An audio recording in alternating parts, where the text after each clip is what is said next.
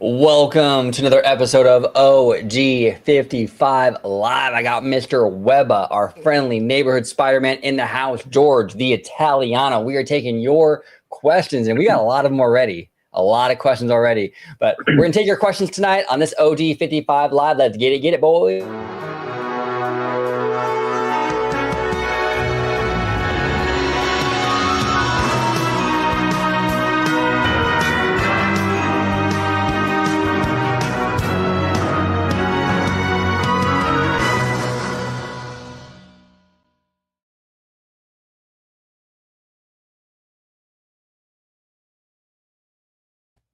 Welcome aboard, everybody, to another episode of OG55. I see Arlene in the chat. Nice little hard hands. We got Abby, Remy with the yo-yo, Mr. Seymour Dyke. We got a lot of people in the chat already. We do appreciate you all. But before we dive in today's live show, I'm going to start with you, Italiano. Where can everybody find you on social media, sir?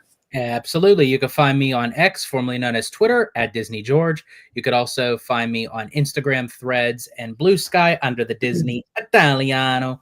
And of course, you can find me right here on my home base at Orange Grove 55 with Citrus Corner, with all that sweet, juicy, but sometimes sticky Disney news and info. There you go, George. I think you might know who she is down below.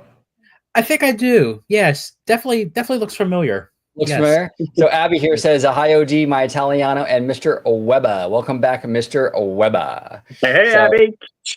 Thank you. Thank you for joining us. Funny, I do the same thing. Oh, already. That is so funny.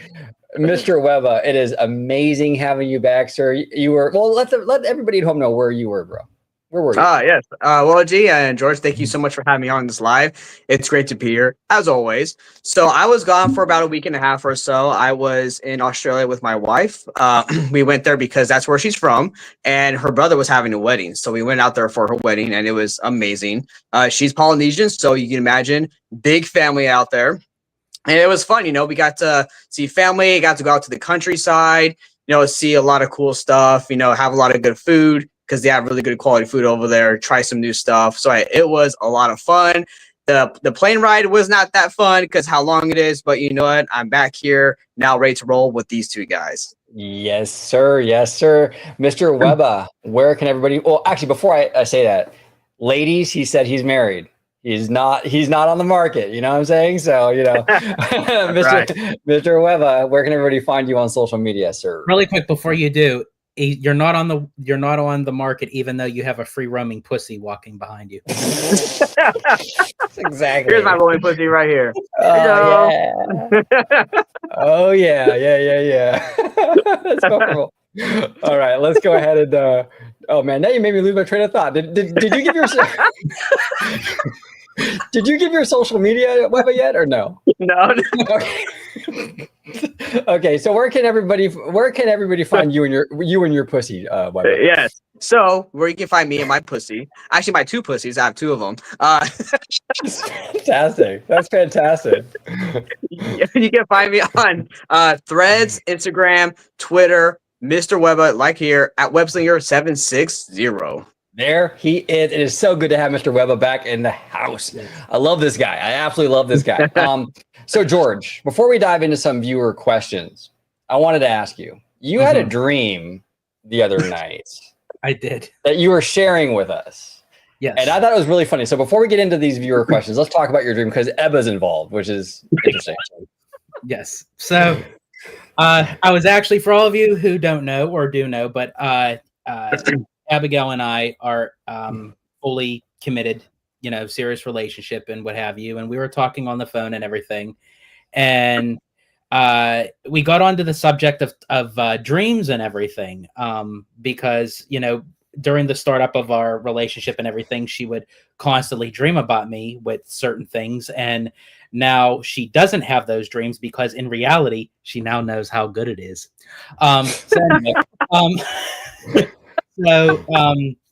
So we were talking about dreams. So consciously, I told her I haven't had a dream in 20 years, which is the truth. I haven't. So that night I went to bed and lo and behold, I had a dream.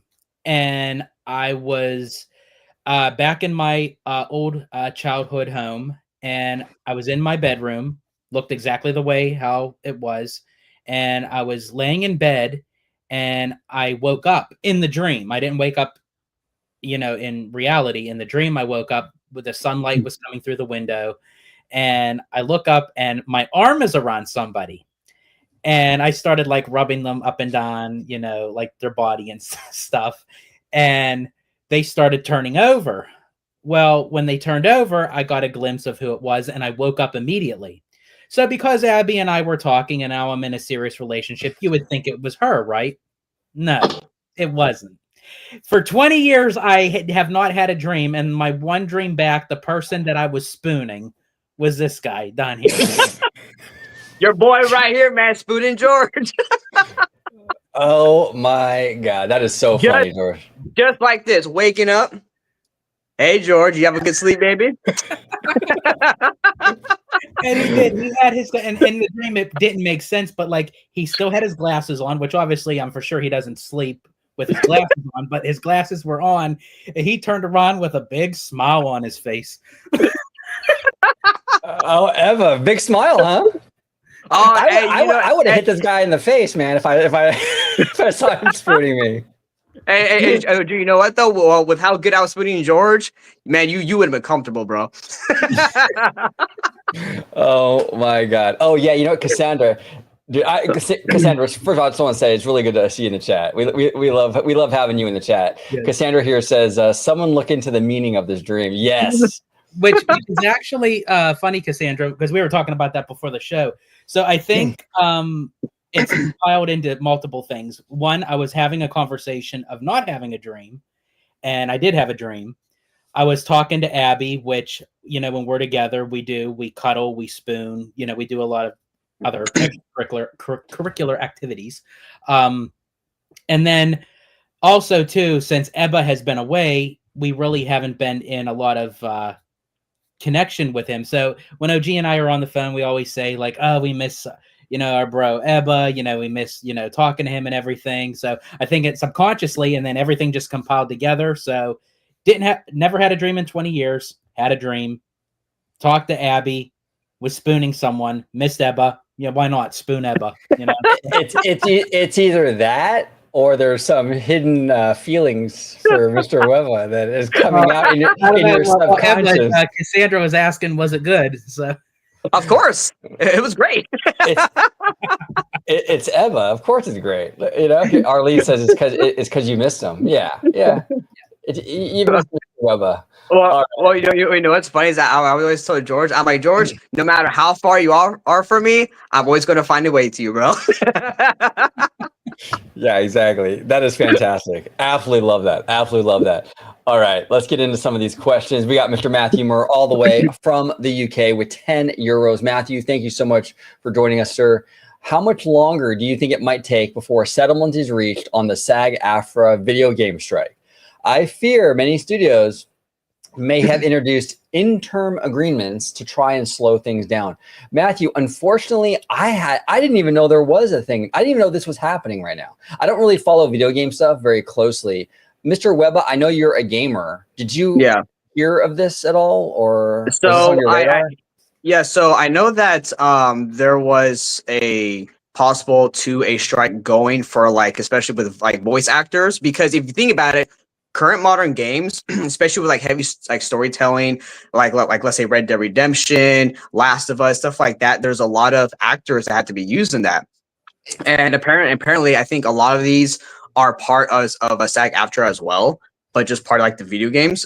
And I haven't looked into it too much myself, but there has to be something that's done for them as well, because AI is getting into every form of media, music, graphics, imaging, people, right? And so these actors want to be compensated fairly for their time and work as well, and not be replaced and have their rights taken from them with AI, such as the actors and actresses in movies and television. So it's a huge problem. This has to be solved. And currently, with as fast as AI is moving throughout society and through these entertainment industries, it's going to be a very hard thing to navigate as to what's fair compensation, what's fair use, and all that stuff.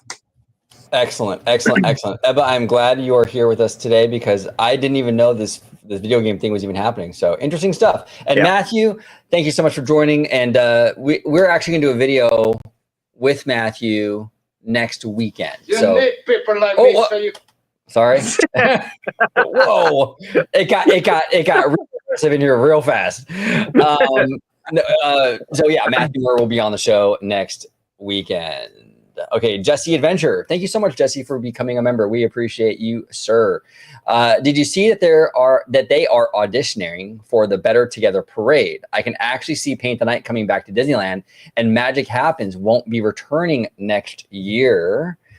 They probably don't want to run 2 parades per theme park since being very tight on entertainment.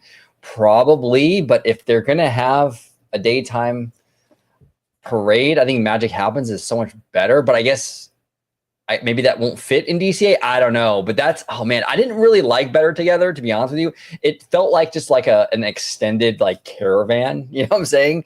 It wasn't that great, but I don't know. I mean, that's a solid speculation, Jesse. Do you think that it would just return to DCA just as like an extra add-on for the park, being that they know the actual route works in that park, just part of the 70th, even though it really has nothing to do with the 70th? It's kind of they might bring it back for the 70th. I mean, I think that I think that some entertainment is better than no entertainment in this regard, especially with you see like a lot of people are complaining about the lack and taking away of entertainment, especially with all the price increases for tickets and magic keys and all that shit, right? Now, I will say personally, I'm in the minority of this camp. I am not a parade person. I don't even really care for really any of the daytime parades Disney has, or even shows, really. What I love is nighttime stuff. For me, that's where magic shines. And that's just for me as personally. That would be a good title for a nighttime parade. Nighttime shines. Oh yeah, right. Hey Disney, take note, man. I have that special access, you know. Yeah, right. Exactly. Special access. So interesting stuff happening. I do, to a point, I do understand where you're coming for Ebba, because with me being a person that goes to the parks often, a lot of times the parades for me anymore are kind of a hindrance. Yeah, that too. Yeah, for parades at DCA, because of the way that the structure is, you have to literally, because if you're at the Pixar Pier, you got to walk all the way around the opposite end, like actually go through the pier if you're over by Paradise Gardens, because they got that whole area blocked off, because if that's where the parade starts or is ending, you got to walk all the way around.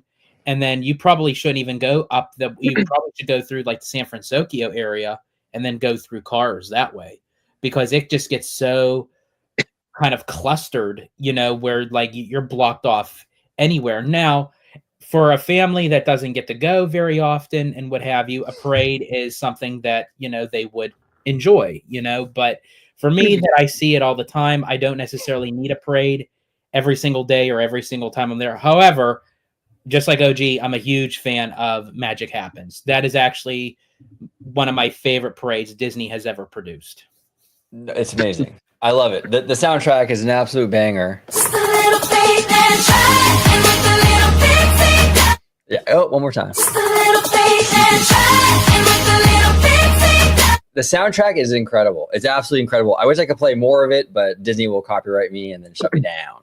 Shut me down like a Pennsylvanian. Shut me down. T.S. Wade here says, which fairy tale would you like to see Disney animation adapt into an animated movie? You know what? I think they've kind of tapped out. I think they kind of tapped into a lot of European stuff already. What I would do if I was Disney is I would start looking into some other cultures and seeing what kind of stories they have in various cultures. Maybe like a Thailand, like Thailand, like fairy tale or folklore, or like you know, just stuff like that. Kind of go overseas and kind of tap into what kind of interesting stories they might have over there, and kind of bring those into the fold, because Disney has exhausted a lot of the European stuff already. So that's kind of the way I would go. I don't have a specific one in mind, but that's how I would kind of approach it. What about you, Mr. Italiano? For me, I would love Disney to kind of look back into maybe a story to kind of revitalize a fairy tale that they were working on and it got canceled, and that would be Gigantic.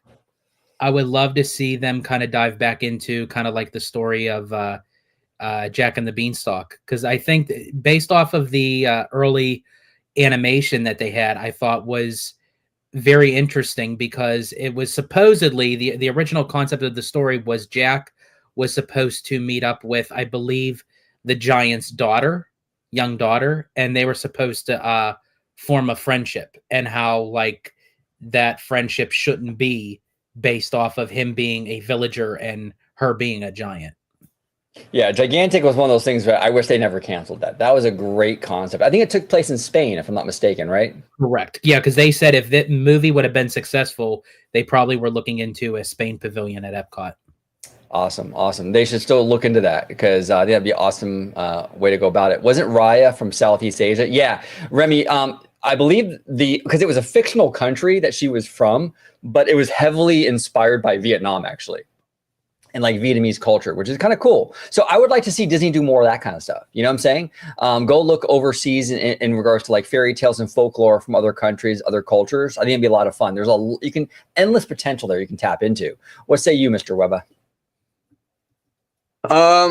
I would like to see, now, of course, I'm being biased here, but of course we are going to see more. But like I would like to see stuff from like the Polynesian cultures, maybe some stuff for like Native Americans, because I know we had Pocahontas, but I want to see like some other stuff possibly in terms of like kind of their culture and the kind of like these spiritual aspects that they believed in and whatnot. And yeah, just maybe other stuff. Yeah, just everything outside European, really, just stuff that, because like you said, OG, they've done a lot of the European fairy tale stuff already.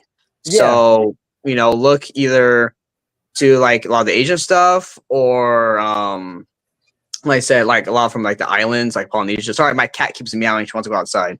Yeah. And or maybe even some stuff from the maybe some cool culturally kind of spiritual stuff from the US, right? Like for example, Prince and the Frog. I know it's a fairy tale, but you have like the voodoo and stuff mixed in there as well. So if there was some other story that had a similar aspect, I think that'd be really cool. What I do really miss though is like 2D animation. Yeah. That's what though I did love about the last Puss in Boots movie, was they mixed kind of like this like 3D and 2D animation. I know Wish had it as well, but like Puss in Boots, I think they did it really well. They had some parts that were like 3D, then like the fighting was like this really cool like 2D animation. It was really dope, and that was a great kind of magic fairy tale-ish movie as well. Yeah, I mean, look at one of Disney's biggest properties right now is Polynesian. It's Moana. Moana. Yeah. You know what I'm saying? So they can dip away from that European stuff and get into other cultures, and it's I mean, from Burbank's perspective, it's a very lucrative thing to do.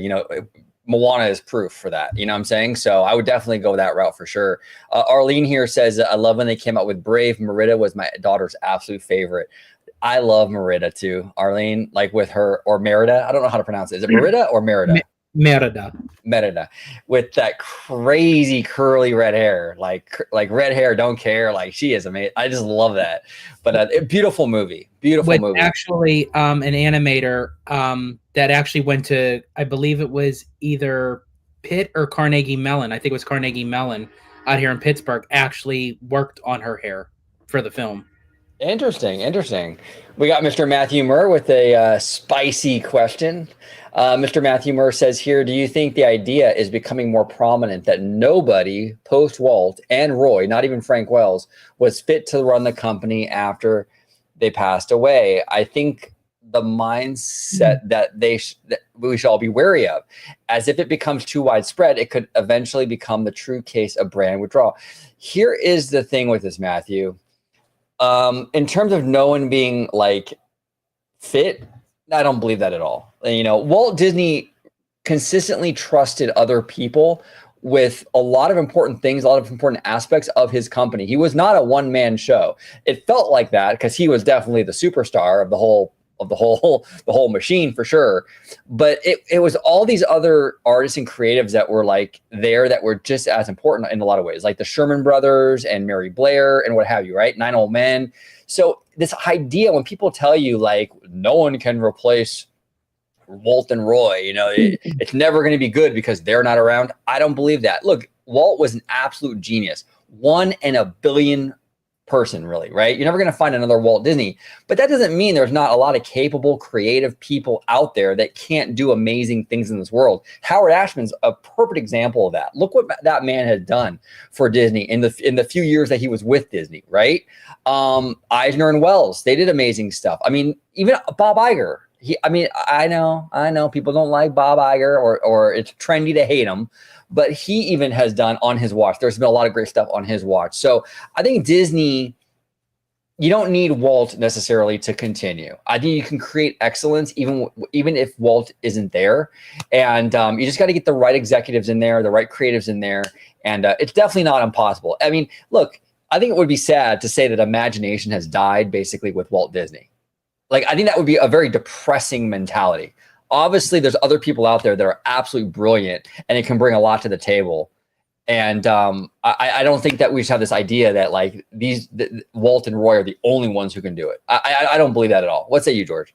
Jim Henson was a phenomenal creative, even though he didn't really dabble into animation, but he was a pioneer of his time that literally, you know, despite that maybe the Muppets aren't as trendy with today's demographic. I mean, we still all love the Muppets, and even to Sesame Street that's going on for children's broadcasting. It's one of the longest, I think, primetime children's shows that's still running to this day, that's still having an impact. And even to say, I mean, this may be a little bit controversial because some people may have a certain feeling for him, but even to the creatives between John Lasseter, Steve Jobs, and Ed Catmull that literally spearheaded Pixar. You know, that we have all these great Pixar films, the first ever computer CGI animated film, Toy Story, that literally led, you know, computer animation, not even just for Disney and Pixar, but even for DreamWorks, Illuminations. Like, it all started from Toy Story. Yeah, 100%. What say you, Mr. Webba? Oh, and James Cameron. Sorry. Yeah, I think that, well, a couple things. One, I truly believe that that the Walt Disney Company needs a dual CEO, or like a CEO and like a president, right? Some type of dual leadership there. One. The second thing is that I think that we need a leader who's like in Disney and someone that's not smelling their own farts. I think that if we had someone from outside the company come in, but also understood the kind of like the vision for Disney, or like what Disney is, if they came in, I think that would be great too, because then you have a fresh set of eyes, ears, smell, whatever for the company, and you can lead them in a new way. And someone who can actually run the studio, right? Because yes, we all as fans, we really love the movies. We also love the theme parks. But OG, as you said, the studio, it's what makes the theme parks, right? The theme parks they thrive off of the movies, because all the IP based now, that stuff coming into them, right? So I really think that we definitely can have other people run it. But I do think we should have a dual leadership position to run the Walt Disney Company, and someone from outside of the Disney Company. Not saying that I wouldn't want other people to not be promoted from Disney, because, you know, it's always great when you move up. But at the same time, though, certain people fit certain roles, like Kathleen Kennedy, right? I mean, it's great that she got promoted to be president to run Lucasfilm, but look, she's not doing a good job, in my opinion. So no, I would agree. I would agree. That's not an opinion, bro. That's just a straight up fact. Yeah, absolutely. Well said, Ebba. Well said. Mr. C. Moore Duck, friend of the channel. Thank you so much for joining us, Mr. Duck. He says here, did you guys see the Donkey Kong Country unveiling video for Universal Japan today? I did. It looks awesome. Also, do you think opening on December 11, 2024 would cannibalize? Oh, that's a good question. Would cannibalize Epic Universe for the Nintendo diehards? For me, as a big Nintendo fan, I see no reason to go to Epic Universe now, especially since I don't want to deal with all the headaches with the first few months of their opening. That's a fair point. I don't know how much is going to cannibalize, because it is still Japan. But I'll tell you what, it's probably going to destroy the Japanese tourism market to Orlando, at least for Epic. Because really, like, what would be, well, I take that back. They still have Dark Universe and other elements in that park that might attract some people from overseas, but it might hurt it, though, Mr. Duck. It might actually hurt them a little bit, though, with that Japanese market. But and as for you and what your kind of game plan with the whole thing, I see what you're saying. I mean, it's going to be a logistical kind of a mess. You know, we're kind of seeing that already a little bit with these ticket packages. Like you got to buy these 3 and 4 day ticket packages just to visit Epic Universe like one day or some shit like that. And I get it. There's a lot of demand. You got to make these hard decisions. But if you're just more of a Nintendo guy and Nintendo is the reason why you're going to Epic, Seymour, then yeah, just go to Japan. Like, well, I think even with Nintendo, Super Nintendo World right now, I think is somewhat going to take a little bit of a hit in Epic Universe, in my opinion, with it even opening from Japan and then California. Now it's in Florida. Not saying that everyone hasn't experienced Super Nintendo World yet. I'm for sure there's still a demographic who hasn't. But with it being out there, I still wonder how popular that land is going to be going up against Dark Universe, going up against How to Train Your Dragon. And yes, I know, like, Super Nintendo to How to Train Your Dragon, I get it. But this is a land that has been out there for a while now, except for Donkey Kong. But yeah, you're right. If they're going to now open it sooner in Japan, that may kill a lot of the Japanese tourism going into Florida for that as well. Yeah, so I think it's kind of hurting, a sense, a little bit of the Nintendo factor for me, anyways. But yeah, what say you, Mr. Webba? So I think for theme park fans, because Mr. Seymour Duck, you know, shout out to this guy, quack quack. You know, he's not in the U.S., right? And the Japanese yen is very weak right now. So for him, or for people like him who just care about the Nintendo aspect, not really the theme park aspect, is it more cost effective to go to Japan to experience the great Nintendo IP and the theme park too as well, as compared to traveling down to Florida? Because I've seen like a lot of domestic stuff, like flights and stuff like that. I look sometimes, and it's actually really expensive. I'm not sure it would be more expensive for Seymour to go to Florida or to Japan. But I see a couple of benefits with going to Japan, right? One, you get to go to like a whole other country, right? Of Japan. The US is technically another country as well, but it's the US, whatever. Two, you know, I think that Nintendo in Japan and Universal will probably might have a better quality to it, probably because it's in Japan. That's just my guess. And three, you know, you care about Nintendo more than the actual theme park, which is fine. So I think that if that's more cost effective too, to going to Japan, because you get more for your dollar there than going to Florida, then why not just go to Japan? I mean, for me, right? If I want to go to Universal and I want to see Nintendo, and if my ticket cost is less than going to Florida than to Japan, I don't go to Japan because I would get more for my dollar over there. Yeah, exactly. And also, I just want to see Japan. You know, exactly. Like for me personally, I would do Japan too. I mean, I just think that because it's more than just theme parks for us, right? Yeah. Like we're going there, we're experiencing the culture. We're going to go to Tokyo, do all this fun stuff outside of the theme park world, which is super interesting. Try their food, everything, you know, and that would be worth it for me. So yeah, I'm more drawn to that experience as well than I would be going to Orlando and doing Epic Universe. You know, not to say the Epic Universe thing isn't cool. It absolutely is. I definitely want to experience it one day. But if I had that choice, if I was in Seymour's position where it was like, okay, I go to Epic in Florida or I do Japan, I don't know. I would take Japan. So I say Japan, baby. Do Japan, Seymour Duck. Yep, absolutely. Remy D says Universal Japan and Disney Japan tickets are dirt cheap. They're like $60 a person as opposed to $130 in the States. Exactly. So I bet if you go to Japan, you come across the D23 lady. Yeah, I know, man. Oh, Dragon Blood. If I'm telling you, if I ever come across her again, I'll be like, I'm gonna say hi. I'm gonna talk to her. The universe has given me way too many chances at that point. So absolutely, brother. Absolutely. Oh, hold on real quick. I did have another Epic Universe question from Mr. Googamp.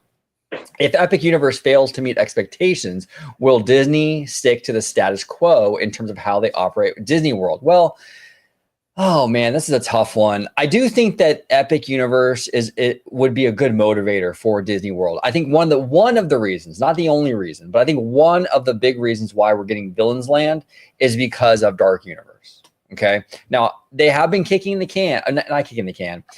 tires, right, on an idea of a villain's land or park for a long time. I think Dark Universe, though, basically just made them kind of pull the trigger on it. So I think it's a good thing if Epic Universe is successful, because I think it will motivate Disney to do more. So yeah, I think it would be a good thing. But if it fails to meet expectations, will Disney World get lazy? I mean, it's possible, because I feel like Probably. Disney World. Yeah, I don't think Disney World is as run as well as Disneyland Resort. I don't think so either. Yeah, I just don't. So I feel like I don't trust the management over there at Disney World like I do Disneyland. You know what I'm saying? It's just not run as well. So it's possible they get lazy. What say you, Webba? What do you think, brother? Yeah. So I agree with that. And the other thing too is because I think we talked about this before, right? Is that yes, competition's good, but at the same time, I also want Disney to compete with themselves, right? Like I would like them to always try to do better, you know, have better technology, better maintenance, better quality, and just everything, right? You know, storytelling, all that stuff. And because that's what we are accustomed to. Right. And I don't want to see them drop their standards. Now, of course, you know, everything is an operational cost. I get that, you know, but I feel like that these fans have had so much focus on what's Disney's response going to be? What's Disney's response going to be? And I get that, right? Again, competition. But at the same time, though, Disney or even Universal or any of these theme parks shouldn't just rely on the competition to want to do better for the guests. I completely agree. You got to be Disney has to do what's good for Disney. That's a great point, yeah. Webba, because you want they like in an ideal world they should be competing with themselves, right? They shouldn't need Universal to motivate them, which is why I think Disneyland Resort is a better run resort, because Disney doesn't really have a whole lot of competition in California. I get it. We have Universal Hollywood, but it's a small park and it's never going to be on the same scale as a 2-park resort with Disneyland. So Disney really has been basically competing with themselves in California and doing doing a decent job. In Florida, there is more of a competition factor with Universal, way more than out here, you know? Yeah. But I feel like the Florida management is just kind of lazy though, right? They don't really, I don't know. They don't really deliver like they do out here in Cali. What say you, George? I think for me, yeah, there's two different opposite ends of the spectrum when you look at Disneyland as opposed to Disney World. And I never really focused on that before up until the pandemic, because I had a premier pass that covered Disneyland and Disney World. And it was a nightmare trying to get it refunded and what have you, because each resort is run differently. So not even just through operation wise, but yeah, even competition wise, so to speak, between the Universal parks. Now, for me, I completely agree with you fellas. I feel like Disney just needs to do Disney of what's best for them. I do feel like good, healthy competition is good. It just keeps you on your toes to kind of challenge themselves of seeing like, what can they do better, but not necessarily to one up the competition. It's just like, okay, if they can do this, then we should be able to do this. We should be able to do this better. Yeah, absolutely. Like when Universal showed us those amazing monster animatronics the other day. Oh, those are cool, dude. I mean, those are amazing, right? And I was like, okay, cool. Okay, game on, right? Game on. Let's see what Disney now can do with their animatronics for Villain's Land, and even like Pandora coming here to Disneyland Resort. Let's see them like up the game. Now that Universal has upped it, let's see Disney up it, right? That's the fun of this competition factor. Now, I do want to give a big shout out. Mr. Pete McDevitt is in the house. Mr. McDevitt, good evening, sir. Thank you for joining us tonight. Cassandra here says, OD trying not the women in Japan. I'm telling you, Cassandra. I'm telling you. A little test drive, you know? Test drive. Yeah, there you go. There you go. Absolutely. Mr. Sam Chat, hi, OG crew. What did Eisner and Iger do well during their CEO tenures that you hoped Iger's second successor also does well? The thing about, well, okay, let's start with Eisner. Eisner did a great job at respecting the past and having a foot in the future. Okay, now what I mean by that is when you look at a movie like Beauty and the Beast, right? It's very reminiscent of the Walt era movies. That movie can sit on the shelf with Snow White, Cinderella, and fit right in. But it also felt fresh and new, you know what I'm saying? And modern, right, in its own way. So it straddled the perfect, like, respecting the past, but still looking forward. If you look at the theme park side of things with Michael Eisner, you have attractions like Indiana Jones Adventure. Again, an attraction that you could see Walt building, right? It was very reminiscent of like an elaborate, like, Pirates of the Caribbean or Haunted Mansion style attraction, but it also felt fresh and new though too. It kind of pushed boundaries. So I think the Eisner years, or at least the first 10 years of those Eisner years, Eisner did a great job at taking the Disney sort of mindset, respecting the history, making the stuff feel like of the Walt era, but also at the same time propelling it forward. And that's not easy to do, you guys. That's not an easy feat, and he did it. Okay. Now, the thing that Bob Iger did, I thought that he did really well, was he did modernize Disney, and I think Disney needed to modernize. I know a lot of people, a lot of diehard fans complain about them buying Star Wars, buying Marvel, right? This is the thing. If that didn't happen, if Disney didn't expand and become a bigger company, you would have had Amazon or some big tech company snatch up Disney. That Disney needed to get big to prevent being swallowed up by some other tech giant or what have you. Okay. So that was a necessity. So I think Bob Iger, with those acquisitions, I think it was a smart move. And I think that the brands that he chose, which was like Pixar, which was a natural fit, Star Wars, which I thought was a natural fit too. I feel like that Star Wars is very much a galactic fairy tale that fits very well, right? Totally. A long time ago in a galaxy far, far away. It's very Disney. It fits in, and even Marvel. I would even say Marvel, and this is where a lot of fans are going to push back on me, but even Marvel, because you have the princesses, you have pirates. I think superheroes are sort of what cowboys were in the 50s. That's what superheroes are to kids today. You know what I'm saying? It's the hero of today. So it makes sense. Yeah. So I think Iger and those acquisitions, I think were really smart. I know a lot of fans don't like it. A lot of the Disney purists, they don't like it. That's not Disney. That's not Disney. I don't know. In my opinion, Disney has to grow though, because here's the other thing too, you guys. Disney was always a growth company, right? When you look at what Walt did, right? He did little animated cartoons for a while, like Steamboat Willie and Plane Crazy and all that stuff. Then he got into feature films.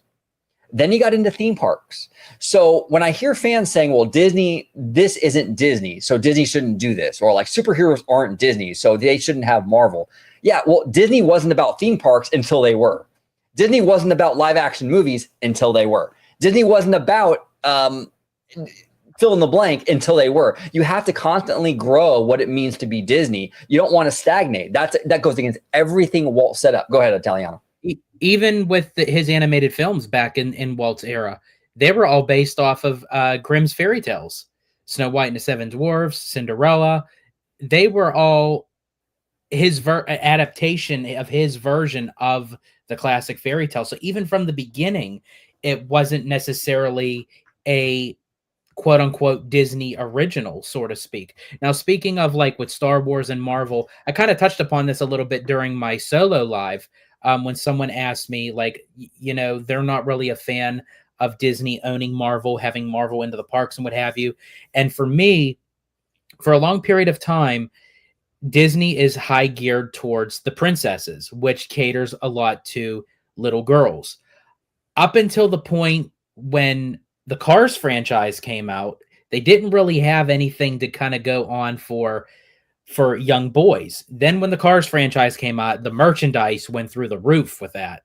And for me, that's what essentially led into the point factor of them deciding to make Cars Land at DCA. Then afterwards, that Cars is great, but it's not really an IP that's long driven, no pun intended. So would you say it kind of stalled out? Yes. Yeah. Had a little bit of a flat tire. Yeah. There you go. Absolutely. But with Star Wars and Marvel, it caters to, I feel, not even just for young boys, but also there's something in it even for young girls as well. So it's a unisex demographic, but I feel like they have something that would cover basically all the bases of it. And Marvel and Star Wars, despite of how people feel about Star Wars right now, and they're not really kind of like moving forward right now, it's still a very beloved franchise. Yeah, it's a sleeping giant. It's a sleeping giant. Star Wars is, because people were saying that Star Wars was dead after the sequel trilogy, and then Mandalorian came out and it proved everybody wrong. That became a cultural phenomenon. People love Star Wars. They just want the right Star Wars content. It's like Pixar. People were saying Pixar was dead, and then Inside Out 2 came out, and now it's not dead anymore, right? People still love these brands. They just want the right thing, though, you know? And so we'll see. But what say you, Mr. Webba? What do you think? Eisner, Bob Iger, what did they do well that you wish the next person would do? So I'm gonna just skip that question only because I disagree with both of you guys.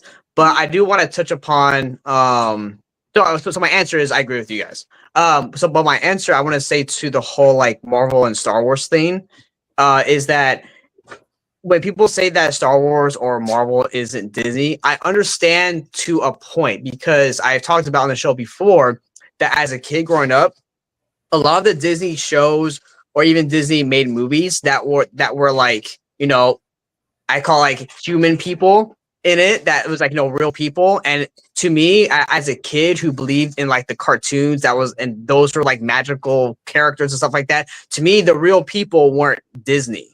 So as a kid, I didn't consider those type of movies to be Disney. Those were just like other non-Disney things, even though they were made by Disney. But what my brain was like, yeah, that they're real people, they don't count. You know? Yeah. So, but I made an exception with Indiana Jones and Star Wars because I grew up with them already being inside the park.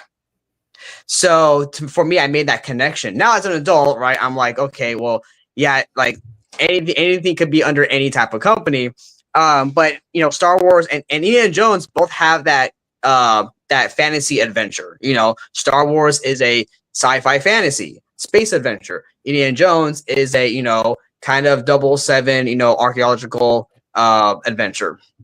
And with Disney, you have a lot of type of adventure movies, you know, or type of fantasy movies, and that's the stuff I love. And a lot of it's always family friendly, geared towards like the families, right? So now with Star Wars and Marvel now being part of the Disney family, I think that's great, OG, because now that opens up more characters, more stories, more adventures for the company to use. And here's the thing is that the company has to grow as the times move on. You can't just stay idle and as one thing. You have to move with the times and adapt. Exactly. That's what I was saying too, Webb. I agree with you 100%, brother. Like, you have to evolve. Walt Disney evolved. When Walt was around, the company changed dramatically. From when he died in 1966, the company was a very different thing than it was like in 1928. You know what I'm saying? You have to evolve. And when these fans tell me, well, that's not Disney, well, it is now. Just like theme parks weren't Disney until it was. You know what I'm saying? You have to change, you have to evolve. Plus, exactly. You know what? A lot of these properties that they bought, like the MCU, bring in a lot. Brand new money, brand new hundreds, got a bunch of zeros, like a bag of new Funyuns. Exactly. Yeah. like a bag of Funyuns, you know what I'm saying? Like a bag of Funyuns. We got a super chat from B53. Thank you so much, B53, for the $5 super chat. We do appreciate you. Oh man, I almost burped. That would have been tacky. That'd be real tacky. Star Wars fans can't make up their mind. They hate the prequels, and 20 years later they love them. Yeah, I know. And in 20 years they're gonna love the sequels. Okay, You know, and that's the thing too with Star Wars. Like the sequels, one of the reasons though, honestly, that people love the prequels now is because of that Clone Wars TV show, right? Because it's great, dude. It's great, dude. Chef's kiss, right? Chef's kiss. So what happened with that was like people weren't too impressed with the prequels, but then the Clone Wars kind of went in there and kind of put meat on them bones. You know what I'm saying? And people fell in love with that prequel era through that TV show, and it actually enhanced the movies. That's why I hear all these people like kind of you know, bitching and moaning about how like, well, you know, I don't want to have a sequel trilogy show. I do. If you don't like the sequel trilogy, you should want more content based in that era, because then you can flesh it out like you did for the prequels. You can fill in those gaps. You know what I'm saying? Exactly. And also, I also want to bring this in too. I think that's, and I disagree when people, if someone tells me like, oh, you know, I'm having comic book fatigue or Star Wars fatigue. Like, just for me, personally, I don't think like there's a superhero fatigue or Star Wars fatigue. If I'm always getting something that is good, I'm always going to enjoy it. Exactly. There's no such thing as fatigue. You only get fatigue when the thing isn't producing good quality anymore. Right, because now you're like, well, I'm tired of watching this 10th piece of shit right here from this company, right? I'm in my 5th crappy Star Wars show that I don't want to watch anymore, But if you're producing like an Andor or Mandalorian quality type of shows, you're golden. And hell, I will even say, out of the sequel trilogy, Episode 7 was my favorite. I really like that one, actually. Yep, absolutely. And Sam Chat said the money drop. So I'll try. We'll do another money drop. We did Lil Wayne. We'll do Lisa now.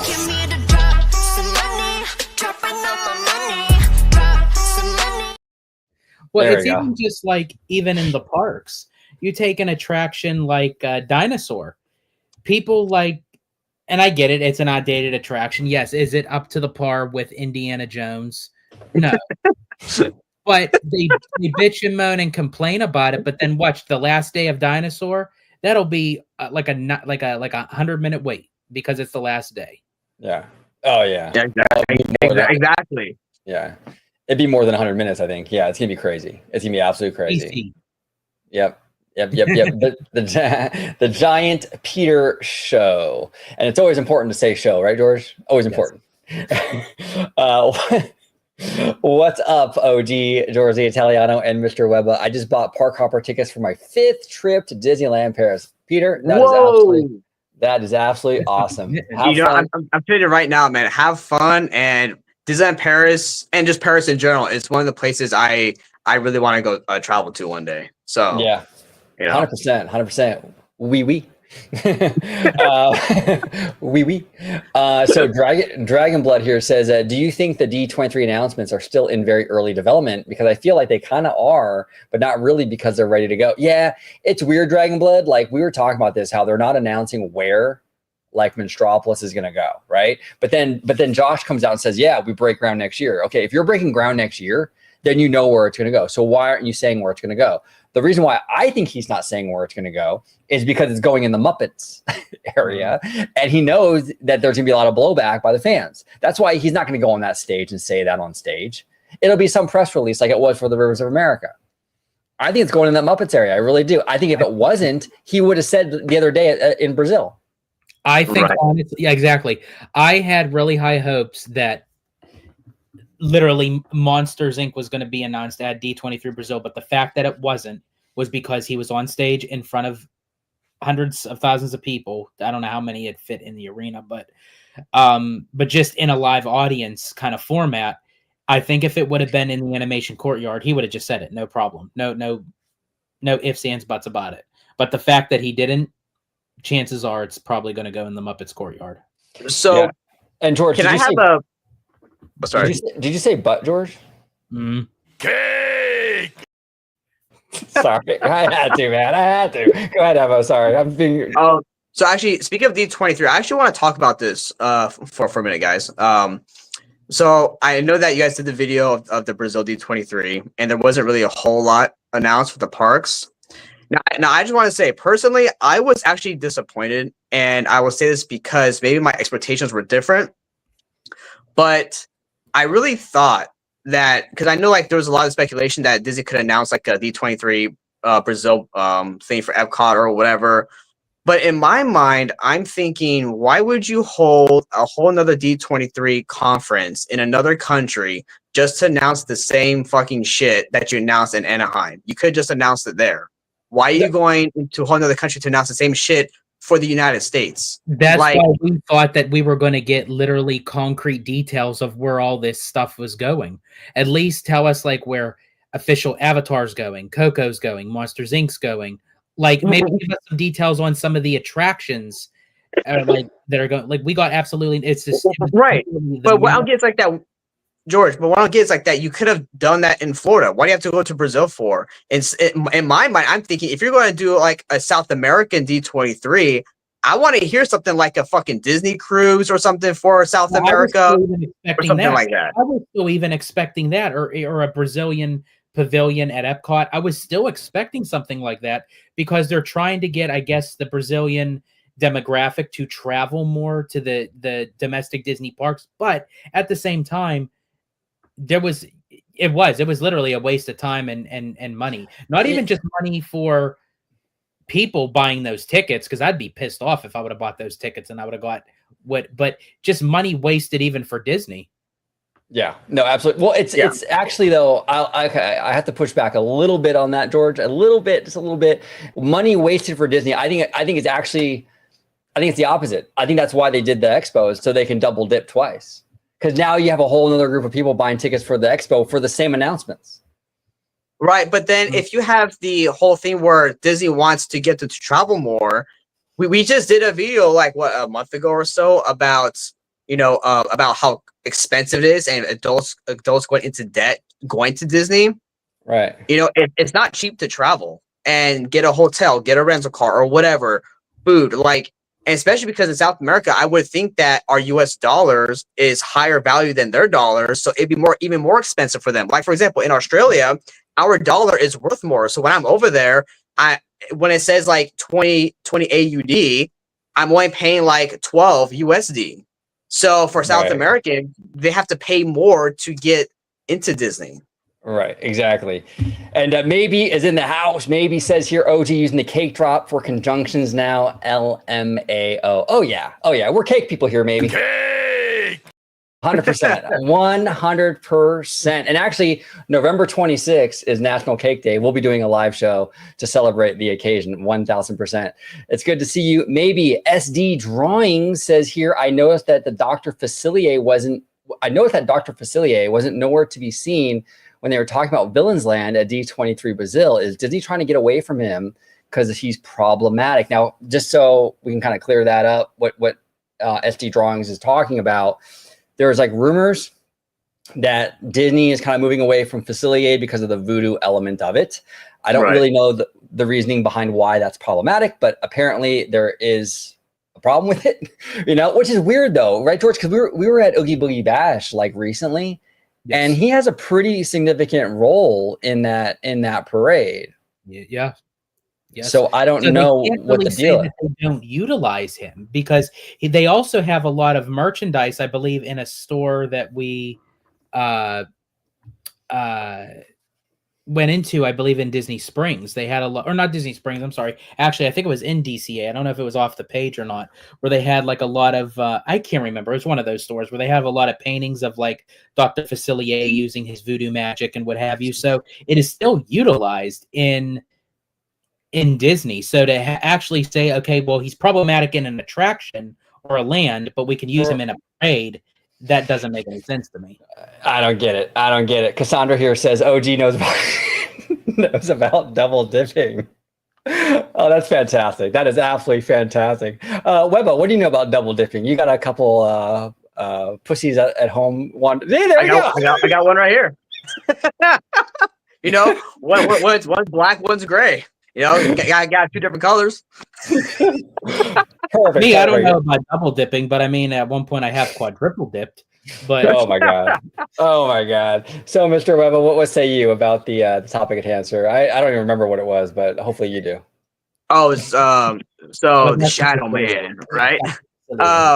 Yeah, I think it's definitely when I went to Oogie Boogie, he was actually one of the treat trails, and also he was in the parade. So they do, like George said, they do use him. And I am hearing that rumor about the whole voodoo thing, that there's a problem with it. Why? I don't know. I think it's dumb if that is true. But I would love to see him in Villains Land. And actually, he's actually one of my favorite villains. I just think he's really cool. He works with the voodoo stuff. He's got his friends on the other side. I think that's really awesome. Correct me if I'm wrong. Is he like the last like legit Disney villain that they? Yeah. Yes, he is. And you know what? He fucking kills a motherfucker, okay? In that movie. Okay? Actually, no, he's not. There's a more recent Disney villain. Oh, the one in Wish, right? The mirror thing, George? Help. No. Help. No, Nelson Peltz. No, I'm kidding. I'm just kidding. I'm just kidding. Yeah, but I Really quick, like. Abba, 'cause I want you to get back on your thing. But honestly, speaking of the villain in Wish, I'm sorry. Everyone knows I love a good villain death. Who the fuck defeats a villain by singing? Yeah. I don't get that. Well, Like, and like he's kick his I ass don't know. off the building, have him splatter everywhere. Like, come Well, on. George, here's the thing. It could have been really cool because like all the magic and stuff. Disney loves their green magic, right? And that could be like a really cool magic battle or something. But instead he gets trapped in a staff. I would like to see him get impaled with it or something like that. Like that would have been cool. Yeah. Or something. Even if you don't actually see it, but like when you see the staff coming at him, and then everyone just kind of does like that shriek moment. Yeah. Like what happened. Right. Yeah. Like, come on. Exactly. Come on. Starship says here Mother Gothel was after him. So that's interesting. So Mother Gothel was obviously in Tangled 2010. What do you guys think? You think she's a legit villain? Or is she kind of a twist villain? It's kind of weird because she's kind of like the stepmother in Cinderella in a weird way. Is she right? She did stab Flynn Rider. Did she? No, I don't remember. At the end. She was a villain for sure, but would you consider her like do we know she's the villain from the beginning? I guess we do, right? Yeah, because in the story, like it was for her own like benefit to just stay young. Yeah. Yeah. So yeah. Because I guess you can kind of put her in the same category, kind of like Gaston, because Gaston in the very beginning of Beauty and the Beast, he was just the town jerk, the chauvinistic male pig, so to speak. And then he went from that to being overly obsessive with Belle to essentially almost becoming a murderer.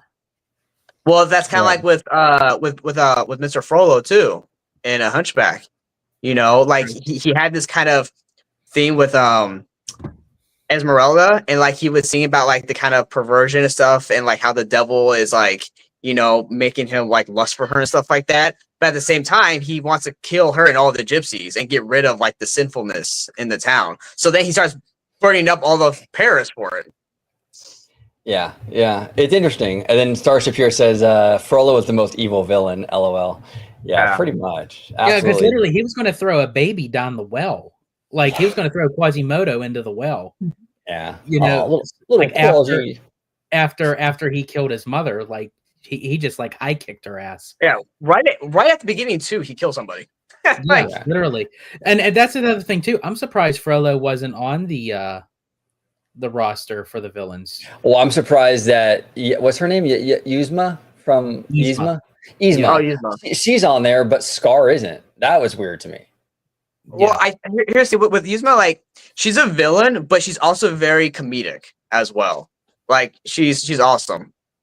Yeah, yeah, she is. And she might be there to kind of like lighten the mood a little bit. You know what I'm saying? Yeah, probably. Want to have that just a little bit. But Remy D here says, I think all of the Epic Universe attractions are going to be top notch, but it would be cool if they had an anchor dark ride attraction that tells the story of the celestial theme, like Spaceship Earth. Oh, 1000% Chef's Kiss, Remy. I wish that too. That would be cool. That too. Cool.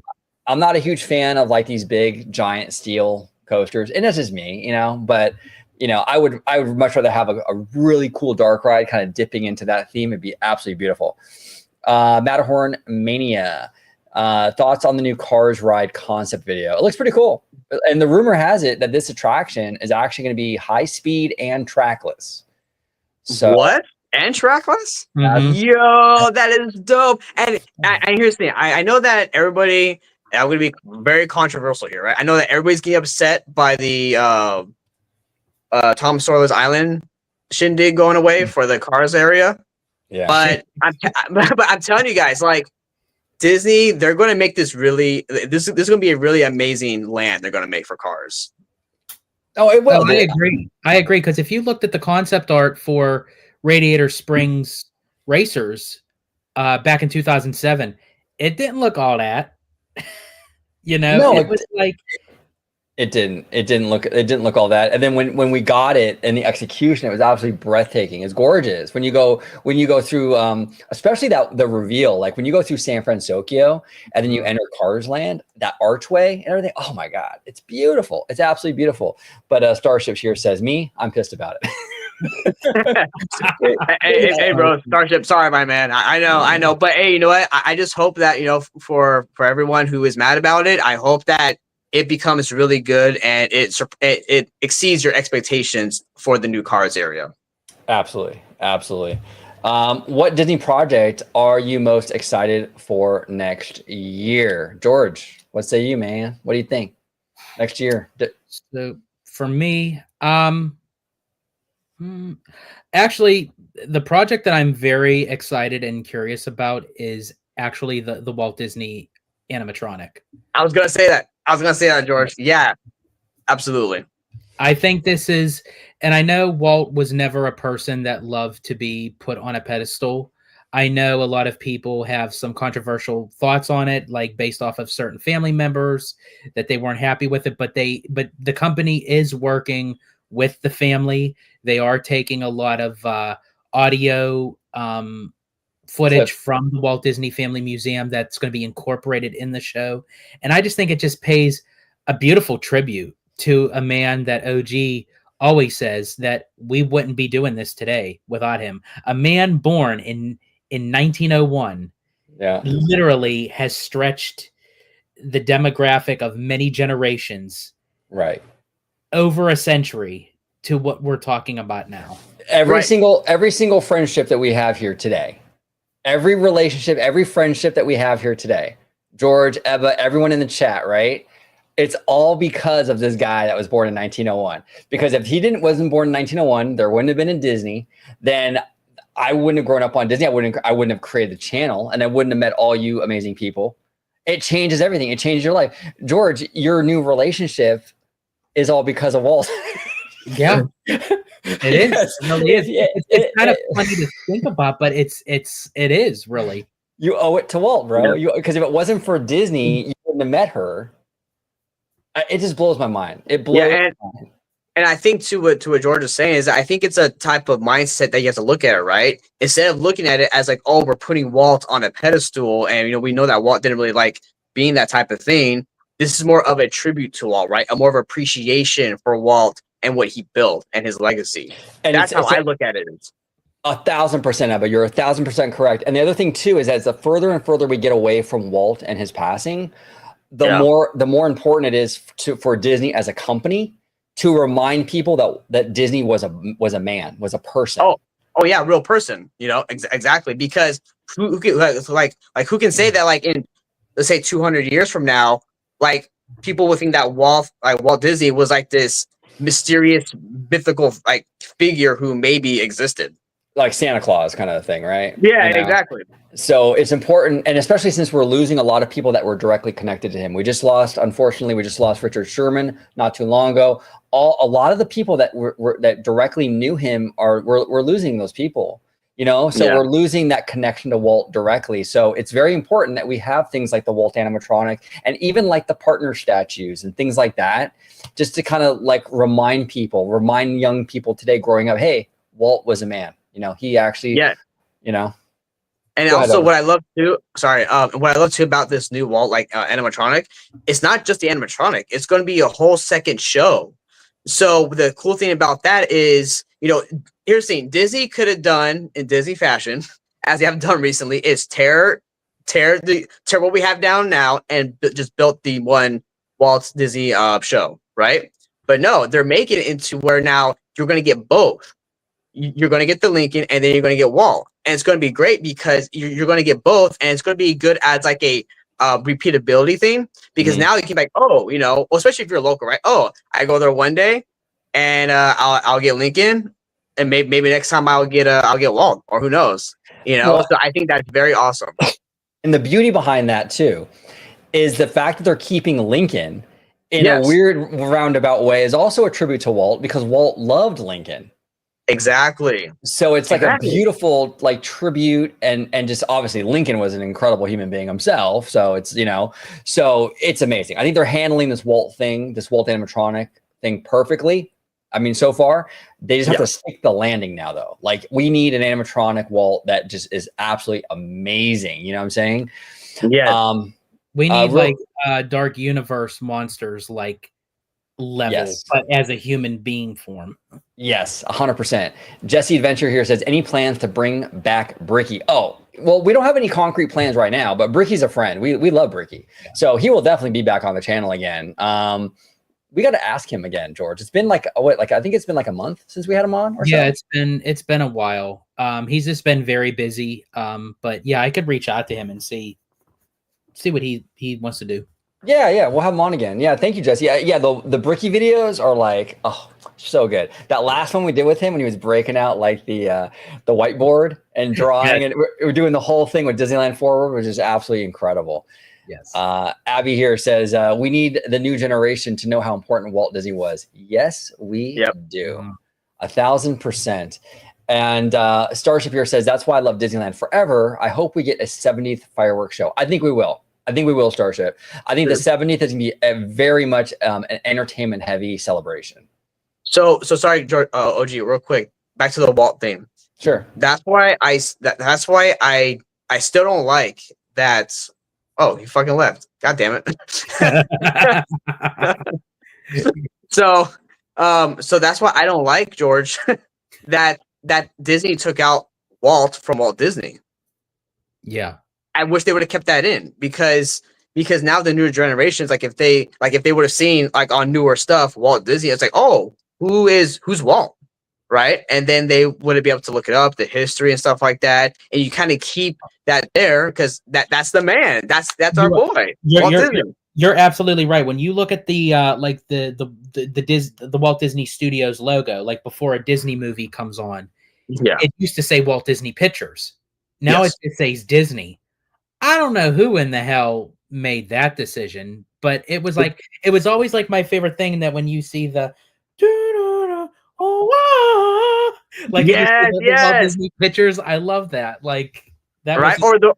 Or George, all right, like the one with we have Mickey Mouse in a sorcerer outfit, and it's like you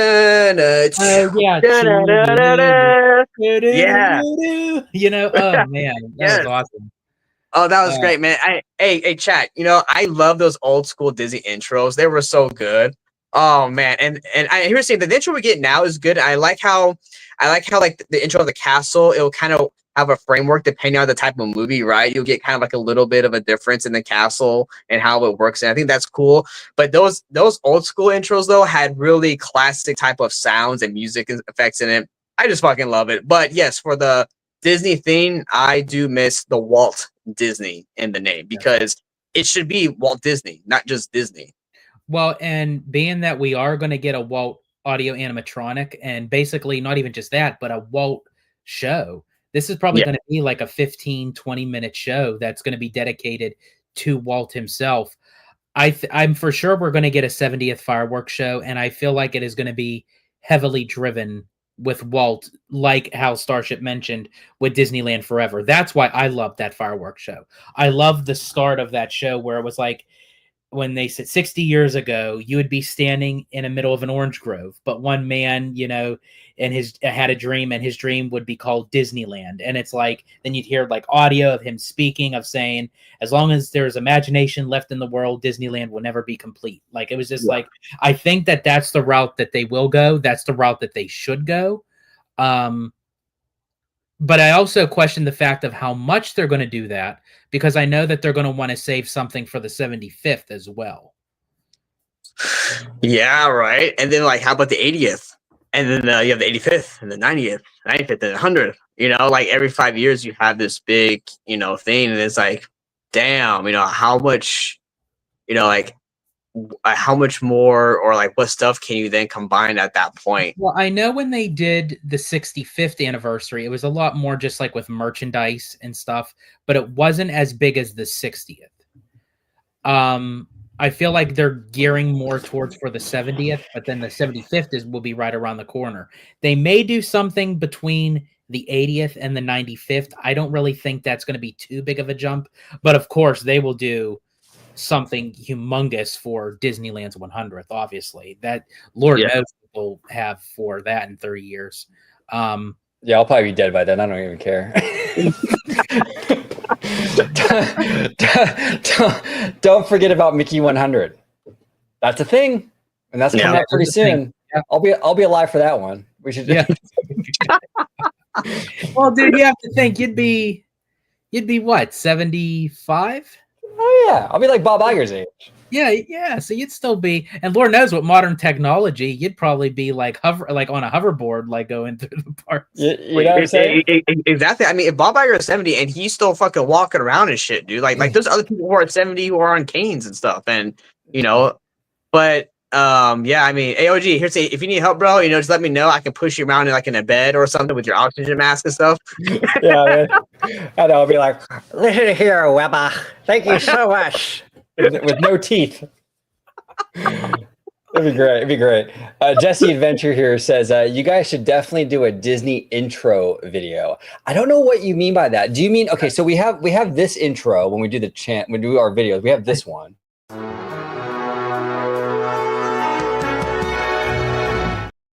Yeah, he's referring to like the intros. Ebba and I were talking about like the Walt Disney pictures, like where it showed like the classic 90s or the Mickey, Sorcerer Mickey, where it said Walt Disney Home Video and stuff. Yeah. Like Oh, I see. Okay, sorry. I had to go use the restroom. Can a guy just take a piss? You know what I'm saying? No, but I get what you're saying now. It's that old age bladder. Yeah, it's my bladder. Yeah, exactly. As Emma's pushing you through the park, he's like, pull my catheter out. Oh, shit. Yeah, absolutely. But you know what? We have the best outro on YouTube, don't we, guys? Don't we? Yeah, we do. Thank you for watching OG55. If you aren't already, consider becoming a member today. Come on, you can't beat that. You can't beat that. You can't beat that. Okay, so let's go ahead and we got more comments here. How cool, this is from Remy D. How cool would it be when Villains Land is live? They have castle fireworks show sabotaged mid-show by the villains from time to time. Yeah. Oh, there's so much they can do, Remy. The potential is amazing. Like when George and when we were at Oogie Boogie Bash recently and going through Villains Grove, right? All the projection mapping they do with like the shadows and stuff, you can do that in Villains Land every single night. Yeah. Every single night. You know what I'm saying? So yeah, I think that there's a lot of potential and Disney needs to jump on that. They need to get on that. The production mapping, those shows, absolutely. Go ahead, Webba. So I will say Villains Grove is really cool. Right. But in my opinion, you said but twice. He said but. Hold on, Webba. You said but twice, bro. Cake. There. So yeah. Sorry. Had to do it. Go ahead. All right. For me, it felt like it was. We're over here clapping cheeks, right, Webba? Yeah. Go ahead. No, I'm sorry. No more butt jokes. I'm sorry. Was that the bottom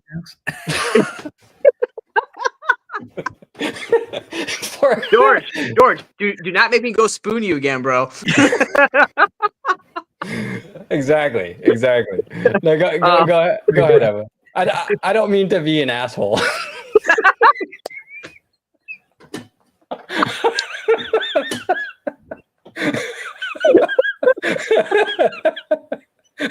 Sorry. Go ahead. I'm sorry. Oh my god, it's fucking fantastic, bro. Yeah. Oh shit. Serious time. Go ahead, Emma. All right. Enter your inner sanctum. Okay, so like what I was saying, OG. What I was saying was it was missing for me like a scare factor. Not like a crazy scare factor, but it was missing something. It was really cool. The lighting effects are cool, the sound, the fog. But I was like, this is missing something. We need like a little bit like a kind of a scare or creepy thing, like creepy vibe in this kind of trail. And I think that's what Dark Universe should have, is something where you feel more creeped out, you feel a little bit more on edge. Because for Dark Universe, I want it to be, like George, you were saying, right? A Dark Universe is going to have some scare factor to it. I want Dark Universe to have that as well. Probably not as extreme, but something that's a bit more creepy and where you're like, oh shit, like what's going on? Something like that. How they're going to do that, I don't know if they even do that at all. Yeah, no, 100%, 100%. So we'll see. I mean, that's the thing with Villains Land is that we want to have it creepy and spooky, whatever, but we don't want it to be so crazy for kids. Like we don't want to have kids be able to go through it, which is why when we went to HHN and the Wizarding World kind of had that vibe, right? Like that spooky gothic vibe, and then you heard the monsters growling and shit like that. That's the kind of vibe you want to see for monsters. It's not too crazy for kids, but it's scary enough where it gives off that energy, Yeah, exactly. Starship 824. And but we do appreciate you, man. It took a little while for you to get that out, but we appreciate you're good. I had what happened? I'm sorry? He squeezed it out. Please. Absolutely. Yeah, he did. He did.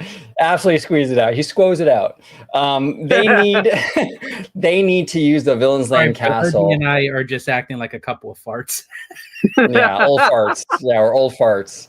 They need to use this guy right here. yeah, I'm an old fart. Thanks. Thank you. They need to use the Villains Land Castle as an alternate viewing location for fireworks. Use an alternate soundtrack like they do in Star Wars Land for Disneyland. Yeah, Starship, that's a brilliant idea. You can absolutely do that. You can have it as an alternate location. You can have a villain soundtrack to it. Like the villains kind of take over. That's brilliant. Brilliant. George, I know you love this idea.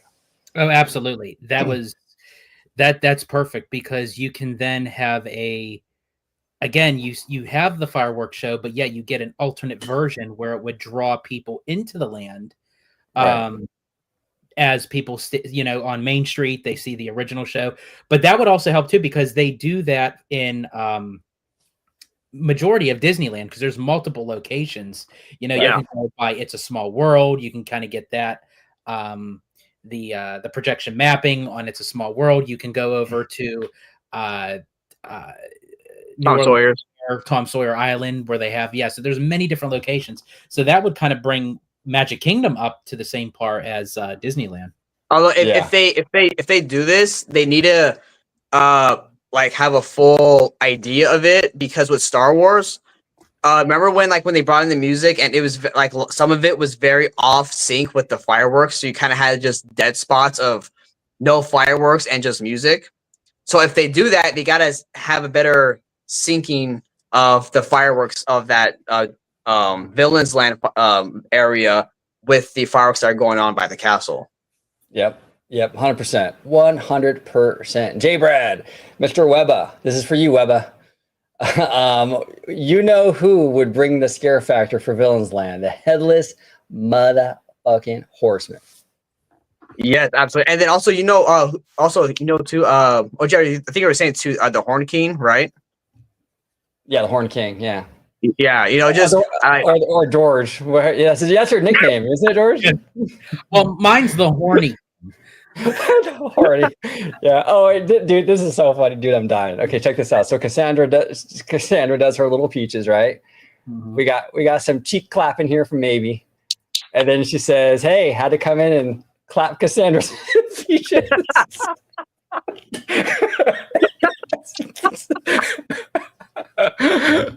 Absolutely. Oh man, I love it. I absolutely love it. Yes, we do, Abby. Yes, we do. Absolutely. And we like to eat it too. Eat that shit like groceries, you know what I mean? Shit. Oh god, yeah. See, this is the funny thing too about you guys. I love you guys so much because every time we do these live shows, I put it up like, we're talking Parks and Studio. And we do. We talk about Parks and Studio. But then after the show, I always have to edit the title and put After Dark. Because it just goes so off the rails. Why would you have to put After Dark? I mean, maybe he's only clapping Cassandra's peaches. We're talking about tape. We have a bunch of ass jokes. I'm the Horny King. I can't understand why you would need to put After Dark. I don't know either, bro. I have no idea. I don't know. Starship here says horny like horrors. Motors, like the car spin-off planes. I'll say no more. Yeah, George, you know all about planes. Of course. Yes. Actually, you know what? With fucking George's dream, you should just call this one Webba After Dark. You know what I mean? Oh my gosh. George, I'm telling you, after the show, I'm gonna Google what that dream means. Why you? Or you could try like waking up with Webba. How do you have a dream where you're spooning Mr. Webba? I don't know. Like literally, like he turned over. As I said, he had a big smile on his face, and I woke up. So it was like George, I was like sleeping, and I turned over. I'm like, that was it. But minus the wink. Minus the wink. You turned over. It was like that same exact like grin. Like you just had a really good night's sleep. Oh God. oh gee, bro, you're next, man. No, I'm good. I'm good. Yeah. George woke up from his dream. His alarm was going off. Is that your alarm, George, on your phone? Oh shit. It might have to be now. Absolutely. Shane Narani says here, no love for Oswald, who turns 100 a year before Mickey, always living in the shadow. Yep. Unfortunately, I love Oswald. He's a cutie forever, you know. He's a cutie. We love him. Let's see here. Real quick, speaking of Oswald, I will say though, I'm not sure if it's out yet or if it's coming out. But we do have the rebrushed of the Epic Mickey game coming out. Yes. Yes. So that's all. Are you going to be getting that, Mr. Gamer? Probably. It's like that. I haven't been able to game too much just because I've been just busy with a bunch of shit, you know. Like, and also too, I'm working 2 jobs as well, so it just gets very hard to sit down and game. Like, I just bought the Sonic Generations X Shadow, which has like Shadow Story in it because this is the year of Shadow the Hedgehog. You know, so I just bought that. I gotta play that. So I mean, I'll probably pick it up because I bought it the first time, and it's a good like kind of platformer explorer platformer game. You know, they have some parts where it's like 3D, but then some other like mini game parts where it's like you're like in the Steamboat Willie era, going through like the movie and stuff like that. It's really cool. Awesome. Jay Brad here says, I hate the term big spoon, little spoon. They have to be the same size or they don't fit. How did that work out, George? I don't know. Apparently, during the start of my dream, that part must have already been done. I guess so. Well, everybody, fantastic live show today. To my hour and 21-minute crew, we thank you all for sticking with us tonight, this evening. We have a lot more shows, a lot more videos this week. We have a first time on the channel. Her name is Nan, N-G-A-N. She has a great YouTube channel called San Fran Nan. So San Fran and an N-G-A-N. And we're going to be talking to her about dating, relationships, just life stuff. She's got a great channel. So she'll be on Thursday. I don't know if the video will be released Thursday, but she'll be recording with us Thursday. We got D Magic Girl to come back on the channel again. Awesome. Talking about D23 Brazil with her. We got Matthew Murr coming on the channel. We're talking to the folks at Walt's apartment this week. So it'll be a really good stacked week. And we're also going to try to sprinkle in some more live shows in between all of that. But I want to thank everybody for joining us today. Really, really good, show tonight. George, where can everybody find you and Mr. Ebba spooning? Well, I don't know about that, but if you'd like to find me on social media, you can do so on X, formerly known as Twitter, at Disney George. You could also find me on Instagram, Threads, and Blue Sky under the Disney Italiano. And of course, you can find me right here on my home base at Orange Grove 55 with Citrus Corner, with all that sweet, juicy, but sometimes sticky Disney news and info. And just so I can clear the record, everyone, I'm a Mexican food eater, not a German food eater. Just saying. What does that mean? I'm not sure. I'm not sure what that means. The Mexican food, tacos, burritos, German food, sausages. Hey, George, that joke. Hold on one sec, George. Hold on.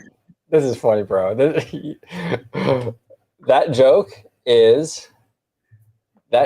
right there, bro, is the absolute worst.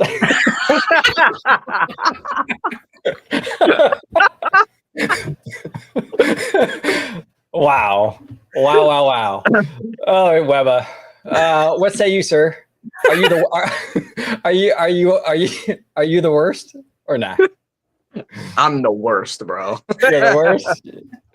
Where can everybody find you on social media, Webba? Absolutely. So, OG, thank you so much for having me on with you and George. You can find me, Mr. Webba, on Instagram, on Twitter, and on Threads, Mr. Webba at Websinger760. You can also find me. You can also find me on OnlyFans, Mr. Webba at OnlyFans. Spoonie George. That's right. Hey, we're still working on the members only feet pics from you guys, right? You know. Absolutely. Don't worry, those are coming. Do you know what, dude? You know what that actually reminds me of? I don't know if anyone in the chat remembers this, but God rest his soul, Bob Saget did a little clip thing with John Stamos where the two of them were like spooning in bed. I'd have to find it. If anyone go on YouTube, but it was like done like on I don't know if it was like on one of like the late night shows that they did like a little skit thing that Bob Saget and John Stamos did a little skit where they were spooning each other. Oh man! So Eva, maybe has a little advice for you. Next time you hang out with George, wear shoes. Hey, you know what? We're all the same size in bed, baby. All the same size in bed. I'll tell you. Yeah, George is a notorious feet guy, though. He's gonna check. He's gonna be looking at those toes, Eva. Oh, dude, man, I got great toes, George. I got great toes. Eva's at the salon getting mani-pedis all the time, dude. Fantastic.